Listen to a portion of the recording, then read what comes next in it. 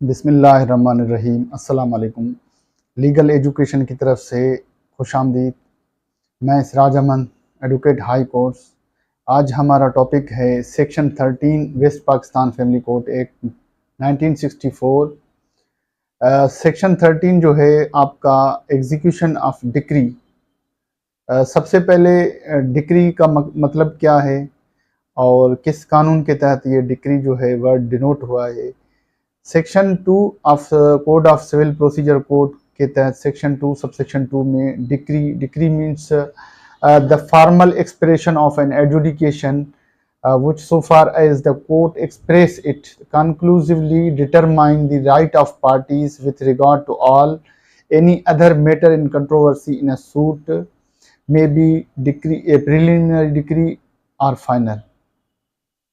इसका मतलब ये है कि कोई कोर्ट जो है पास करता है जो पार्टीज़ को डिटरमाइन करके उनका जो रियल कंट्रोवर्सीज है, एक फॉर्मल एक्सप्रेशन होता है जो रिटन फॉर्म में होता है, उसे डिक्री कहा जाता है।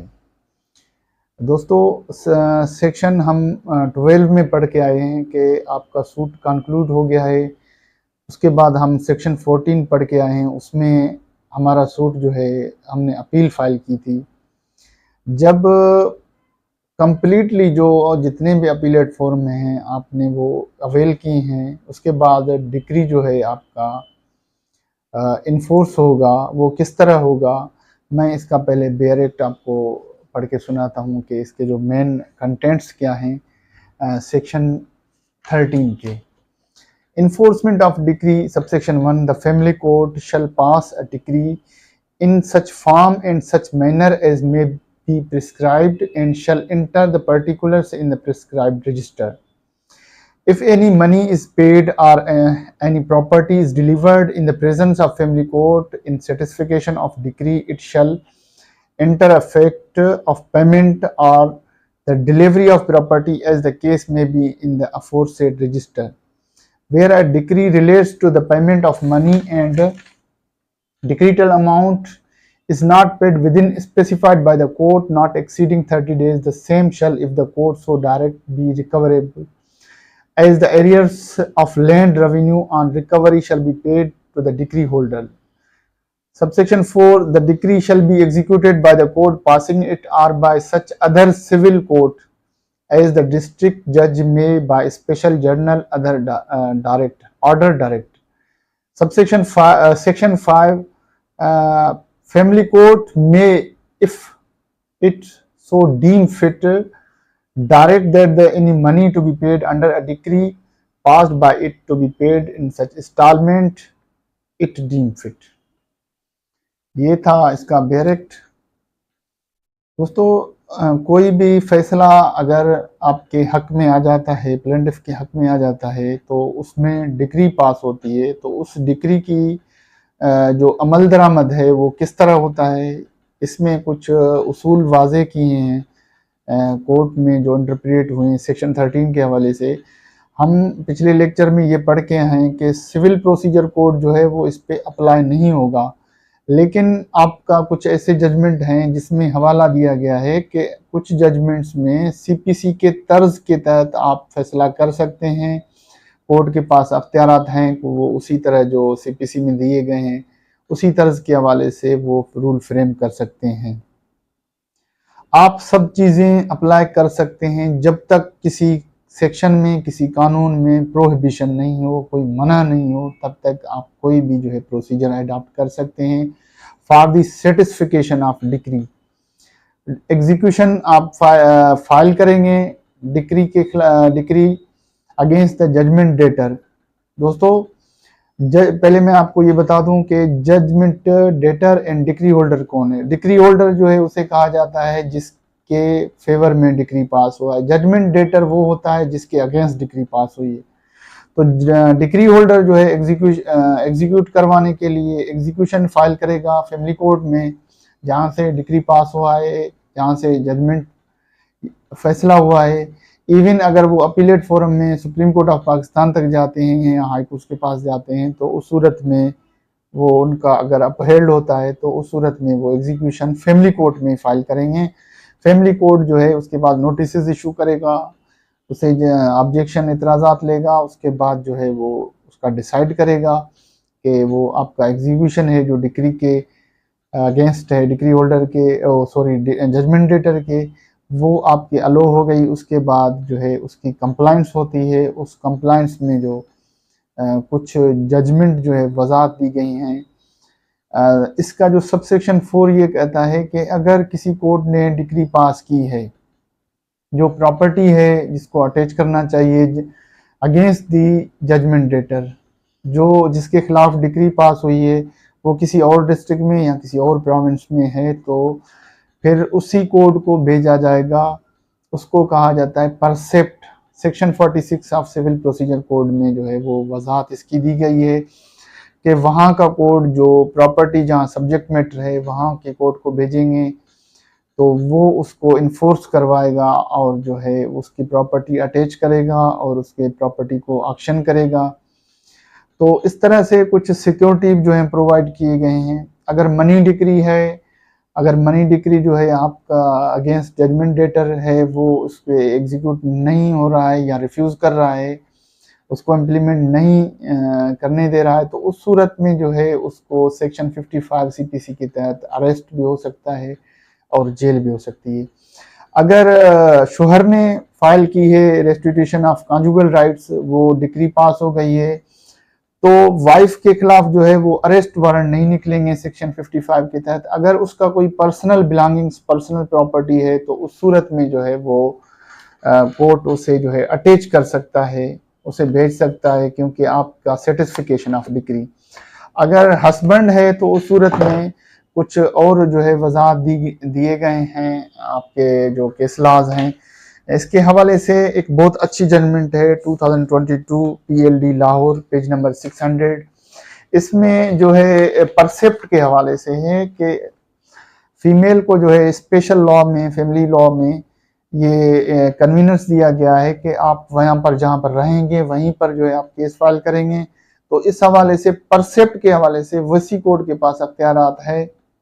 उसमें सेक्शन 25A जो ट्रांसफ़र है वो शोहर कर सकता है कि अगर भाई वो जा सकते हैं, लेकिन परसेप्ट इटसेल्फ जो है वो कोर्ट नहीं भेज सकती है, क्योंकि फैमिली कोर्ट का जो कन्वीनियंस है, मतलब कि लेडीज़ का वहाँ जो इनकन्वीनियंस होगी, दूर जाएगी, तो उस सूरत में जो है ये बहुत अच्छी जजमेंट है कि इसमें जो है परसेप्ट जब होगा जब आप ट्रांसफ़र के लिए जाएंगे, ट्रांसफ़र एप्लीकेशन, उस तरह जो है आपका जो डिक्री है वो ट्रांसफ़र हो सकता है, अदरवाइज़ वो ये नहीं हो सकता है।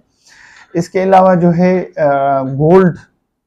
गोल्ड ऑर्नामेंट है, उनकी वैल्यू अगर जजमेंट पास हो जाती है और डिक्री उस पर जो है अगेंस्ट जजमेंट डेटर, तो वो गोल्ड है, गोल्ड की जो डिटर्मिनेशन है उसकी वैल्यू जो है प्रेजेंट जब डिक्री पास हुई है या डिक्री उसकी एग्जीक्यूशन अलो हो गई है उस वक्त से जो है ये आपका जो है डिटरमाइन होगा, ना कि उस वक्त जब आपने रिटन स्टेटमेंट फाइल किया था। इस पे रिपोर्ट हुआ है केस लॉ 2013 CLC 492। ये जो है अच्छा डिटेंशन ऑफ जजमेंट पे जो है एक detention of and arrest to the JD, wife की बात नहीं कर रहा हूँ, हस्बैंड की। तो उस सूरत में एक जजमेंट है 2002 MLD 1758 कि उसको आप जेल भी भेज सकते हैं, सिविल प्रिजन, अगर वो डिक्री को सेटिस्फाई नहीं करता है। अगर वाइफ ने जो है ज्वाइन करना नहीं चाहती है हस्बैंड में रेस्टिट्यूशन ऑफ कॉन्जुगल राइट में, तो वाइफ के जो पर्सनल बिलोंग्स हैं उनको जो है आप कर सकते हैं, अटैच कर सकते हैं, लेकिन आप वाइफ को अरेस्ट नहीं कर सकते हैं डिक्री के सर्टिफिकेशन को। इस पे केस रिपोर्ट हुआ है 1993 PLD पेज नंबर 1 कोयटा। ये बहुत अच्छी जजमेंट है, लेकिन कहीं भी जो है डिक्री को सेटिस्फाई करने के लिए लेडी या वाइफ को जो है कभी भी अरेस्ट नहीं किया जाता है, ये एक रूल है। क्योंकि अगर आपने उसको सेटिस्फाई करना है तो आप जस्ट एज उसके पर्सनल बिलोंग्स को जो है वो आप कर सकते हैं। अगर डिक्री सर्टिफिकेशन के लिए आपका जो किस तरह कोर्ट करवाएगी, उस सेक्शन 80 है West Pakistan land revenue act 1967। आपके जो रेवेन्यू हैं डिपार्टमेंट हैं वो वहाँ से आपका रिकवर कर सकते हैं अमाउंट। अगर आपके नाम पे कोई प्रॉपर्टी है या कुछ भी है, वहाँ से कर सकते हैं। इस पे एक जजमेंट रिपोर्ट हुई है 2004 MLD 1587, ये बहुत अच्छी जजमेंट है। इसके अलावा जो कभी कभी श्योरिटी जो है वो लायबल होता है, जो अमाउंट जजमेंट में जजमेंट डेटर की किसी ने श्योरिटी दी है कि हाँ भाई मैं इसको सेटिस्फाई करने के लिए कोर्ट, उस पर एक जजमेंट जो है बहुत अच्छी जजमेंट है 2003 CLC 160। उस पे कोर्सिव मैनर में, मतलब कि सख्ती से जो है उसको सेटिस्फिकेशन, जो उसने अमाउंट का जो वादा किया है कि मैं भरूंगा, मैं श्योरिटी होल्डर हूँ, तो उस सूरत से उसे रिकवर किया जा सकता है। उस पे एक और जजमेंट है, हस्बैंड ने कहा है कि मैं जो है अपना इंसॉल्वेंस हो गया हूँ, मतलब कि मेरे पास कुछ भी नहीं है, मैं मुफलिस हो गया हूँ, अभी मेरे पास कुछ भी नहीं है, तो मैं किस तरह जो है वाइफ को पे करूँगा मेंटेनेंस या बच्चे का। तो उस सूरत में बहुत अच्छी जजमेंट है सिंध हाई कोर्ट की 2021 CLC 297 के हस्बैंड जो है वो बाउंड है, कर्जा उठाकर भी जो है वो अपने बच्चों को मेंटेन करेगा, अपनी वाइफ को मेंटेन करेगा। इंसॉल्वेंसी पिटीशन उन सूरत में जो है आपका नाकाम है, नॉट मेंटेनेबल है, क्योंकि बहुत सारे वकील ऐसे करते हैं जब पैसे देने की बारी आती है तो इंसॉल्वेंसी की पिटीशन फाइल करते हैं कि अभी मैं मुफलिस हो गया हूँ, अब मेरे पास नहीं है पैसे, मैं नहीं भर सकता हूँ। तो फैमिली केसेस में जो है ये आपका मेंटेनेबल नहीं है। ये थे कुछ। अच्छा, इसका मयाद जो है जो मैंने बताया था सिविल प्रोसीजर कोड में कि डिक्री जो है उसका दो टाइप की डिक्री होती, तीन टाइप की डिक्री बताई गई। एक वो डिक्री जो प्रिलिमिनरी हो, प्रिलिमिनरी जैसे कि जजमेंट पास हो गई है आपकी फैमिली ट्रायल कोर्ट से, तो फर्दर प्रोसीडिंग आपका जो है वो रहता है, जैसे कि अपील आपने फाइल करनी है और अपील का टाइम पड़ा हुआ है, तो उसको कहा जाता है प्रिलिमिनरी डिक्री। लेकिन सेक्शन 20 जो CPC के तहत प्रिलिमिनरी डिक्री एडमिनिस्ट्रेशन सूट या जो है आपके दूसरे सूट्स में जो है वो एप्लीकेबल है, वहाँ पर प्रिलिमिनरी डिग्री। लेकिन हम फैमिली कोर्ट की बात करते हैं, तो इसे दूसरा जो है आपका फाइनल डिग्री, जब ऑल प्रोसीडिंग कंप्लीटेड, जैसे कि कोई अपील रहता नहीं है, सब प्रोसीजर जो है कंप्लीटेड, तो उसके बाद उसको फाइनल डिग्री कहा जाता है। एक होता है family partly degree and partly जो है आपका प्रिलिमिनरी, वो जैसे कि कंप्रोमाइज़ करते हैं और जो अमाउंट रहता है उसमें ये कहा जाता है कि ये अमाउंट मैं कुछ वक्त में दे दूंगा या मैं किसी एग्रीमेंट के तहत, तो उस सूरत में जो है आपका डिक्री, उसे पार्टली डिक्री पार्टली जो है प्रिलिमिनरी डिक्री कहते हैं, partly final and partly preliminary. ये कुछ जजमेंट थे मैंने आपके सामने रखे, और जो है बहुत अच्छी जजमेंट हैं जो यंग वकला हैं उनके लिए बहुत फ़ायदेमंद साबित होंगी इंशाल्लाह। और इसको आप देख लें, मैं अपने लिंक में दे देता हूँ, ये जजमेंट को हवाला दे देता हूँ, लेकिन आप वॉच करेंगे तो और आपको फ़ायदा पड़ेगा इंशाल्लाह। ये फैमिली कोर्ट एक्ट आपका जो है कंप्लीट हो गया है। अच्छा, मैं कह रहा था कि इसका जो मियाद है 30 डेज, इस section 22 West Pakistan family rules में जो है 1965 में दिया गया है कि अपील का टाइम 30 डेज है। अपील अगर आपने नहीं की तो उसके बाद आप फाइल कर सकते हैं 30 डेज के बाद। लेकिन कुछ जजमेंट ऐसे हैं कि विद 30 डेज से पहले भी आप फाइल कर सकते हैं एग्जीक्यूशन, और जो है अगर आपका अपील है तो वो चलता रहे जब तक प्रोसीडिंग जो है आपका वो स्लो चलेगा।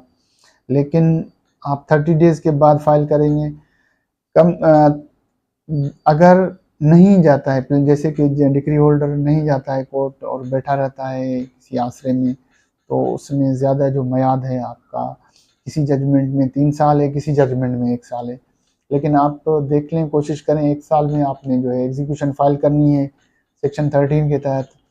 आपके डिक्री के